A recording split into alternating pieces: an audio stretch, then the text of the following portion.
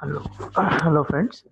I welcome you to the last lecture of Unit 1, that is lecture series 4, where in this lecture series we would like to discuss sources of bank funds, banking sector reforms in India, and bank performance analysis.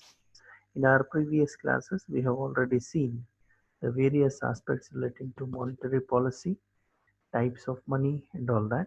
Now in this lecture series, we will discuss the remaining part of the syllabus, the sources of funds. The sources of bank funds, if you consider, it is the way how the banks are accumulating funds for providing the loans and advances to the public. You know that loans and advances are the uh, are the services given to the customers. Apart from this, before giving a loans and advances, bank has to accumulate the funds in its hands. So, what are the various ways that banks are going to accumulate funds? Uh, there are around 8 different ways through which the banks are accumulating the funds. The first one is investment of the shareholders. Most of the banks are established in the form of joint stock company. As you know that if at all joint stock company has to be established, the joint stock company is the one where the funds are accumulated, investment invested by the many people in the form of shares. So in most of these banks, investment is made by the public and the private together. If the government is investing the full money in the form of shares and all that, it is called as public sector bank. And if the funds are purely invested by the private people, it is called as a private sector bank. And if the funds are invested, some portion is invested by government and some portion invested by public, it is called as open private people, it is called as joint sector. Please do not confuse with the private sector, public sector, and private limited company and public limited company companies. A private limited company is different and private sector company is different. See, most of the banks which are established are all public limited companies, but some are working in the private sector and some are working in the public sector. Take an example of State Bank of India. State Bank of India is a public sector bank where the investment in the form of shares is made by the government only, that is central government. But it is a public limited company. Public limited company is the company where the shares are not restricted to only 50 members. It is going to distribute among many members. Any person can become the member. That is what we call as a public limited company. If you take an example of ICICI Bank, ICICI Bank, where the investment is made by private people, it is a private sector bank, but a public limited bank. Why it is called as public limited bank in the sense the number of member is not restricted to only 50. A public sector company is a one who by its articles do not restrict the maximum number of members to 50, allows the floating of the shares among the members freely. There is no restriction on the change of the shares, exchange of the shares. Any person can exchange a share to anybody. So there is no restriction on these. This company is called as a public limited company. So ICICI Bank is a private sector company but a public limited company. Like that, investment of the shares are normally sources of funds for any new bank to float its banking activity. Like Life Insurance Corporation, ICICI Bank, State Bank of India, even Reserve Bank of India. Every bank has the share uh, capital of its own, share capital of its own. So this investment is the main source of fund. After the establishment of the bank, proceeds of the deposits are made by the customers in the bank. So when the deposits are made, deposit is one of the sources. Then proceeds of the sale of bonds and other securities. Many a time, The banks, whenever it identifies any new business opportunities where the accumulation of funds are to be made, some of the banks will go for a mutual fund bonds, or some of them go for a debt bonds for accumulating an additional fund, where the shareholders fund, if it is not sufficient, it may issue certain bonds and collect the money from the public for that opportunity to invest, and it earns interest on those investments and distribute it to the deposit holders or bond buyers in the form of dividends or in the form of interest or something like that. The third one, as you know, the deposits made by the bank customers. Every bank will have various types of options. The most important, three important deposit options are the saving bank account, that you know that any person can open this account, and the account has investment. The investment can be made, deposit can be made at any time in the bank during the banking hours, but withdrawals are restricted maximum three times in a week. And the banker will savings bank account. The main purpose is to help the public to save the money, and the interest is announced once in a year on the total amount of the deposit which is working for that particular year. So interest is very low. And the second one is the current account, that you already know. The current account is the one where the deposits are made in many times and withdrawals are made by many times, but there is no interest paid by the banker on this current account deposits. This normally account is maintained by the business people where the transactions are many. For the purpose of legal transactions and all that, current account is being opened by the deposit holders. The third one is the fixed deposit where the interest is normally high. It is investments, the deposits made by the person is locked for a specific period, say for example 6 months, 45 days to 10 years or 15 years, long term deposits like that. Once the deposits are made, the banker will not allow the customer to withdraw the money as per his will and wish, unless and until there is a expiry of the term. That is called, it's also called as term deposit. So these are the various sources of funds through deposits. And undistributed profits from the business operations. If at all the bank earns any huge amount of profit, some portion of the profit is capitalized. It is called as blowing back of profits. So most of the banks will utilize this blowing back of profit as the funds. And trust funds, there are certain kinds of trustees who make the bank as a trust. Suppose if there is any minor person whose parents have left a huge amount of funds, in such cases, court may appoint any bank as a trustee where the funds are deposited in the bank in the name of the minor, and the minor will be provided the financial assistance as and when required till he gets the majority and operates the funds bank account on his own. So trust funds are also there, and there are many kind of non-business trust funds like education trust funds and all that, where the banker is a person looking after those expenditures and all that, those payments and all that. So trust fund is one of the, this one. Derivative deposits, that is, not banks give out loans in the form of credits to the checking account of the borrowers. So what we call as derivative deposits. Then bank credit created through uh, fractional reserve banking. That is, if at all the bank wanted the funds, the reserve that has been kept with the Reserve Bank of India can be liquidated with the request whenever there is a huge need of the funds in emergencies.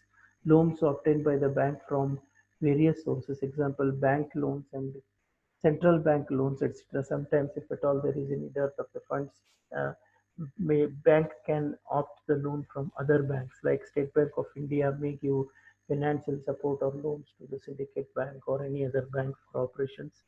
So these are all the various funds, sources of funds through which the banks will collect the funds. Now, the banking sector reforms in India, if you consider, there is a, what you call as, the banking sector is a growing sector and providing a lot of employment opportunities to many people. The bank is basically connected with the economy and business activities in the country, and bank plays a very important role. The growth of the bank is nothing but a growth of the nation, because if the banking system is healthy, all other sectors in the country will perform actively. Therefore, Banking sector reform in India was a most essential part of it. Therefore, Indian government has taken a lot of steps to develop these banking sector in the country. If you see the banking sector reforms, it can be classified and studied into two aspects, that is pre-liberalization reforms and post-liberalization reforms. If you see a pre-liberalization reforms, you can understand the various aspects that have been undertaken before the liberalization, that is 1991 before. So the growth of banking sector was triggered during the British Empire itself.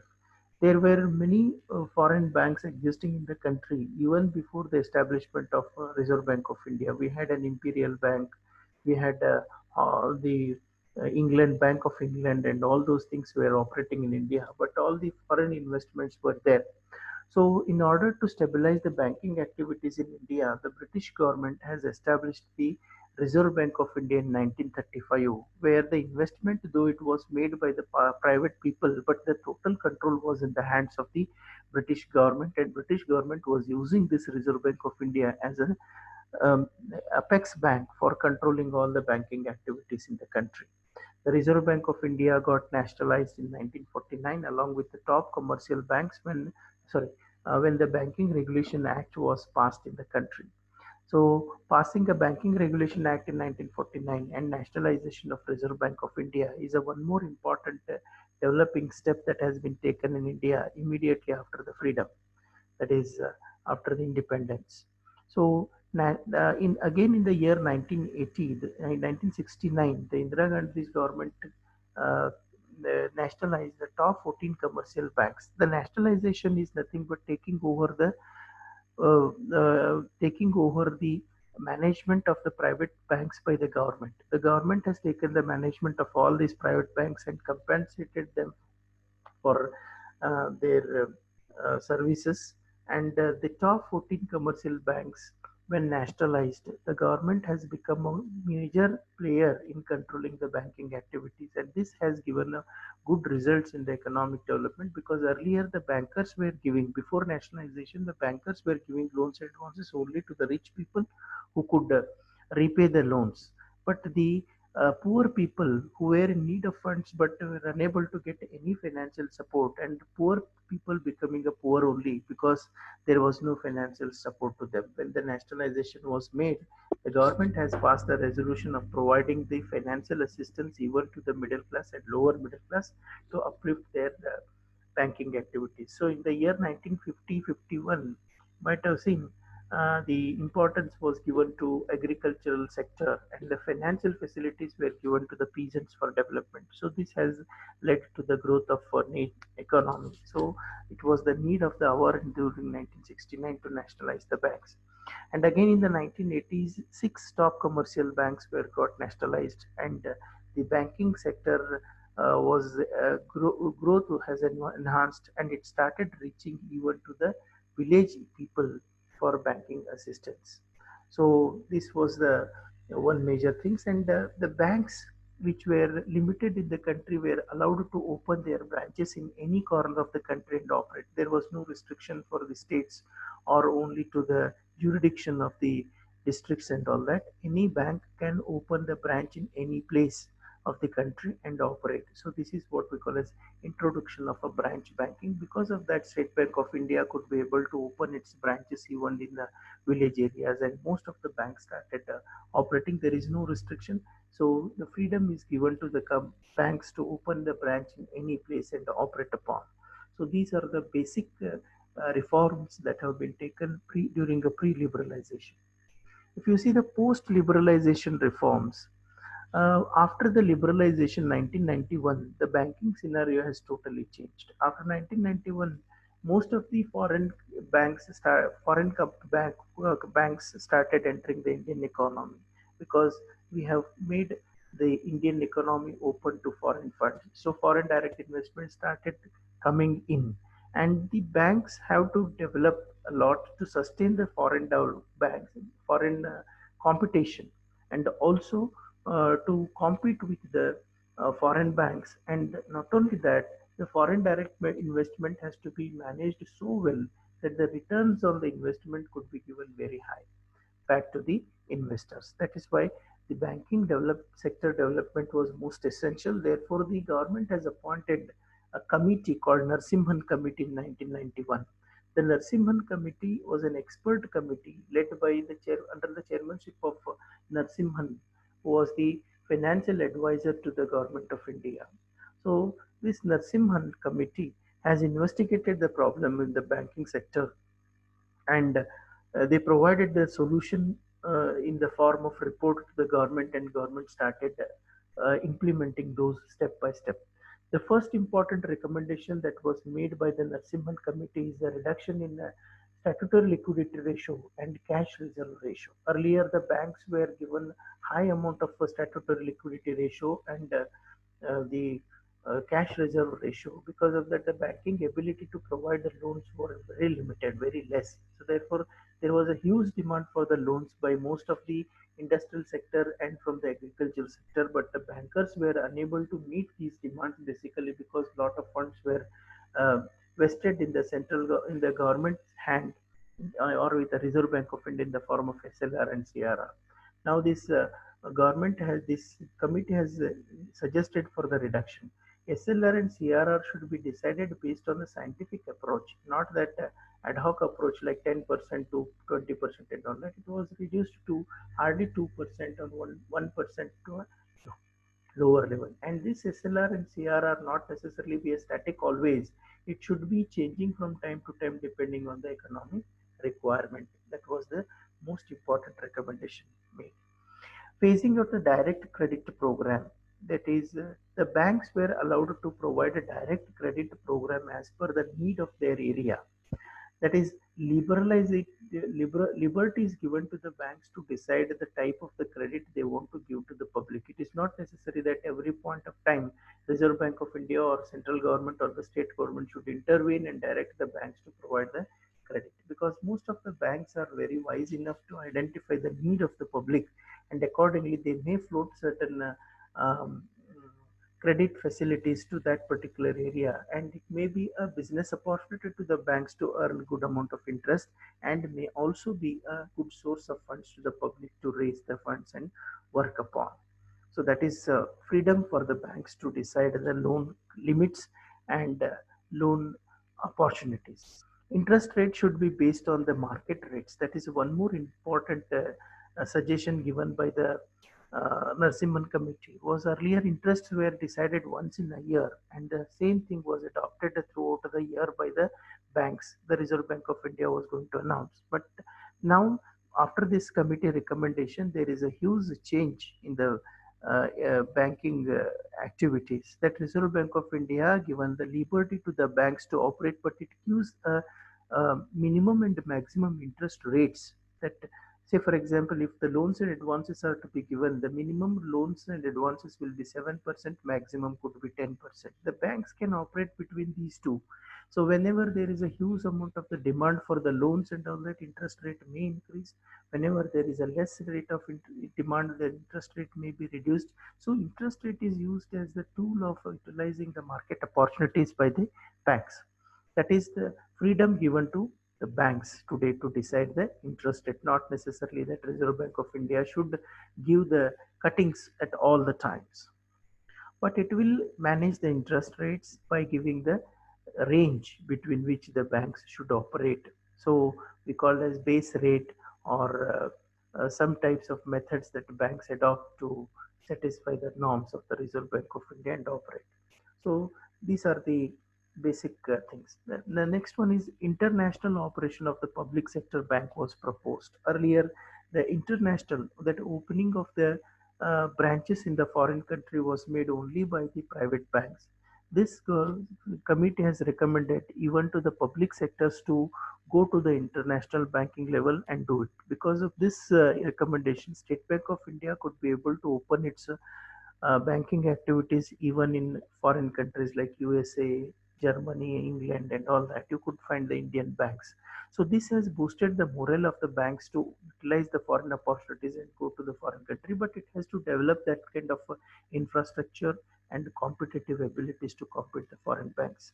Earlier, only foreign banks used to come to India, but today even public sector banks of India are going to foreign countries for operating the businesses and earning the business profits out of the business opportunities.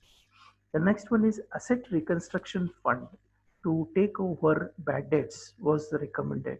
So every bank has to construct that there should be a common fund by all the banks, like asset reconstruction fund.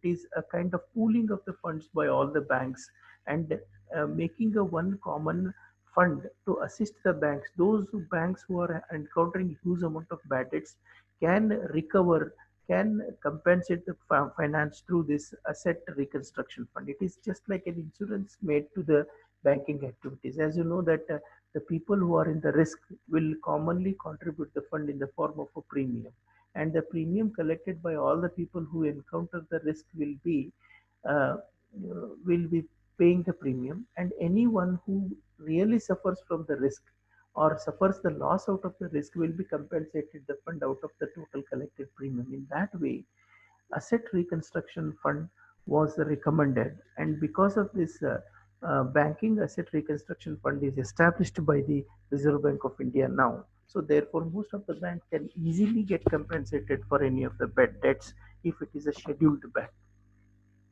Next one is single control system on banks. Only Reserve Bank of India has to give the directions. There should not be any directions directly given to the banks by the Ministry of Finance or by any other state or central government bodies. Earlier, these central and state government bodies used to intervene in the banking activities and giving instructions to the banks for operations of the loans and operations of many banking activities. But today it has been totally stopped. Any kind of directions are to be given to the banks. Only Reserve Bank of India has to give the direction, and Reserve Bank of India will be given the suggestions or kinds of recommendations by the finance ministry of finance and central government bodies for any kinds of these things. Only Reserve Bank of India is authorized to pass these messages to the commercial banks or any scheduled banks working operating under that. This is a very good move. Because of this, retapism has totally been stopped, and banks are freely working without the intervention of any of the powers of the politicians or by any of the um, associations like finance department and all that. Autonomy to the banks in work culture and technology implementation is a one more step, that all the banks can decide their own autonomy, need not require to only expect from Reserve Bank of India to provide the technological support. Even individual banks can think the required technology and implement it immediately as and when required. But only the Reserve Bank of India has to approve that technology. If it is a safe technology, then it can be easily implemented. Because of that, most of the banks are today having the ATMs of their own, network banking of their own, so net banking and all kinds of banking of their own. They are trying to have it because they can operate on their own technology, not necessarily one common banking technology, because the common banking technology has its own problems. So bankers can connect with the technology, but every bank can develop his own technology with its own investments and all that. So this has given the flexibility to the banks to effectively implement the developing technology in a fast pace. So the Narasimhan Committee recommendations were implemented most of the levels. But once again, it was found in 1998 a committee recommendation is necessary for developing, because a lot of banks started to finding problem banking sector problem. Again, a Narasimhan Committee was appointed in 1998, the second time, and its recommendations were again taken into consideration. You may be knowing that banking activity has become more complex because of entry of a lot of banks. Competition has emerged and all that. So, by encountering these problems, the Narasimhan Committee has given some of the suggestions. One is the merging of banks for strengthening the current account convertibility activities. The current account convertibility, that if at all necessary, that is, current account refers to the money that has been kept commonly for the banks. If the two banks merge, the non-performing assets, especially in the bad debts, will get reduced. So this was recommended by the Reserve Bank, by the Narasimhan Committee, and Reserve Bank of India has implemented this. Now, because of that, this process is still on.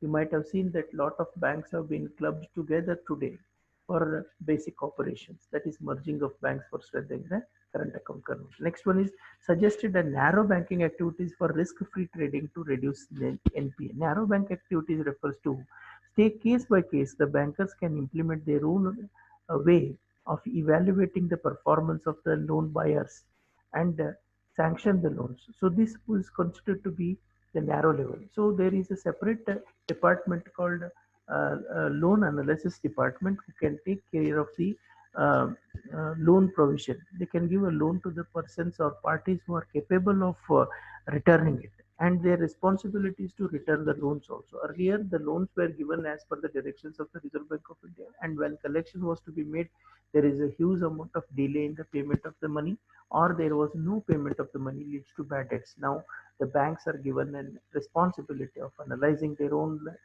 risk of loans, and they are responsible for their own losses like that. Next one is increasing the capital adequacy ratio. There is one more, this one. Capital adequacy ratio refers to every bank has to maintain the specific capital, adequate capital for their performances. They should not depend only on the Reserve Bank of India for all the losses. Then freedom to banks to operate on their own. They can have their own branches, ATMs, and their own places and all that with their own risk. The other important reforms which were recommended and implemented, so these reforms where are digitalization of a banking activity. Today, you know that all banks will come on as one common single digital platform. So all banks are connected. Earlier, if you are want to withdraw the money from State Bank of India ATM, you should have only State Bank of India card. ATMs were not accepting other than state banks. But nowadays, if you consider any credit card or debit card is useful in any of the way in any of the banks. So because of this digitalization, all that banking transaction came on a common platform. Ease of bank procedures. There is less procedures today for sanctioning the loans and collection of loans and all that. Earlier, if you want to pre-close the loans, you have to follow specific rules. Today, there is no such rules. Any amount of money you can deposit and meet out your pay back the money at any point of time and meet out your loans. And if at all loans are to be sanctioned, there is no restrictions today. Easily with a less papers, loans can be sanctioned to customers. So customer-friendly activities like the banks are giving a hospitality to the most of the to the customers for their servicing. Information desk is open, and even the people who do not have a knowledge of the banking are motivated, and marketing has been made by for many of the banking services like loans and advances and deposit facilities, and even for any of the banking investment proposals and all that is being made. So customers friendly environment is being created.